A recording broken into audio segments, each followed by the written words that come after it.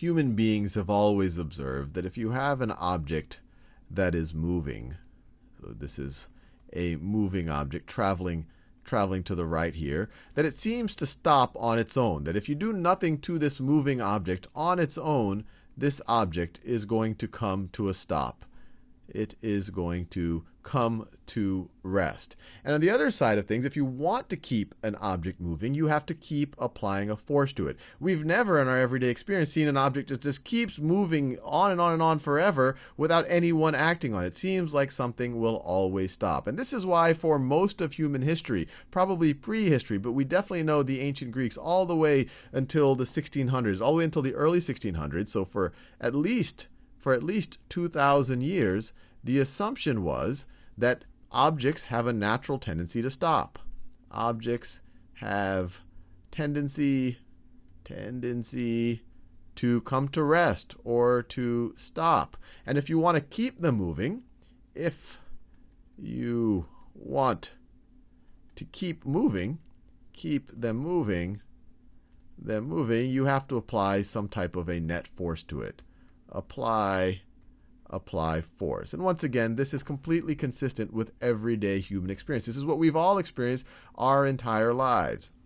But then these gentlemen show up in the 1600s, and you might be surprised to see three gentlemen pictured here, because this was about Newton's first law of motion. And indeed, one of these gentlemen is Sir Isaac Newton. That's Newton right over there. But these other two guys get at least as much credit for it because they actually described really what Newton's first law describes, and they did it before Newton.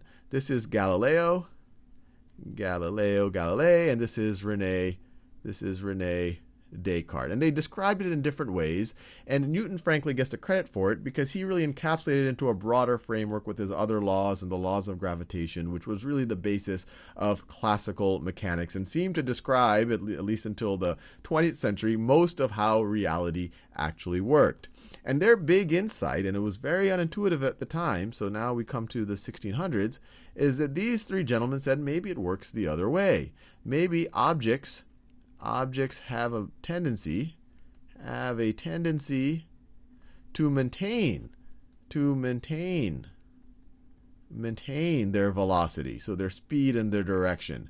Have a tendency to maintain their velocity, and if their speed is 0, they'll maintain that restfulness unless they're acted on by an unbalanced force. Unless acted on by unbalanced force. So completely the opposite way of thinking. For 2,000 years, objects tend to stop on their own. If you want to keep them moving, apply a force. These guys say objects have a tendency to maintain their motion forever, and the only way that you're going to stop them is if you act or accelerate them or change their velocity, so either their speed or direction some way, is to act on them with an unbalanced force. But you might be saying, hey, come on, Sal, what's going on? You just went through this. You said for most of human history, and including my own personal history, this is what I observed. How can these guys say that this thing has a tendency to go on forever? This seems to break down. And their big insight was, well, maybe these things don't have by themselves a tendency to stop, but because of interactions with their environment, forces are being generated that are acting against their motion. So when you think you're just leaving this thing alone, there's actually a net force that is trying to stop it. And this particular example right over here, the net force is the force of friction. It's the interaction between the block and the ground. So this thing, when you think that you're leaving this thing alone, you actually have a net force that is going against its motion, which is the force of friction. And these guys realized that because they said, look, if it was an innate property of the block, regardless of the environment, it should kind of always come to a stop in maybe a similar way. But they saw if you made this surface a little bit smoother and a little bit smoother, this thing would travel further and further. And maybe if you eliminated this friction, this made the surface completely frictionless, completely smooth, this thing indeed would travel forever. And they didn't have the luxury of launching satellites and doing things in deep space. So it was a very, very, very unintuitive thought experiment. And then you might say, well, what about this other thing? What happens when I am applying a force? Because in my everyday life, if I want to drag my TV set across the room, I apply a force to it. And what these guys would tell you is all you were doing, if you were keeping the velocity of that TV constant, all you were doing was counteracting this net negative force. So if this was a TV dragging across your carpet, this is the force of friction acting against the motion of the object.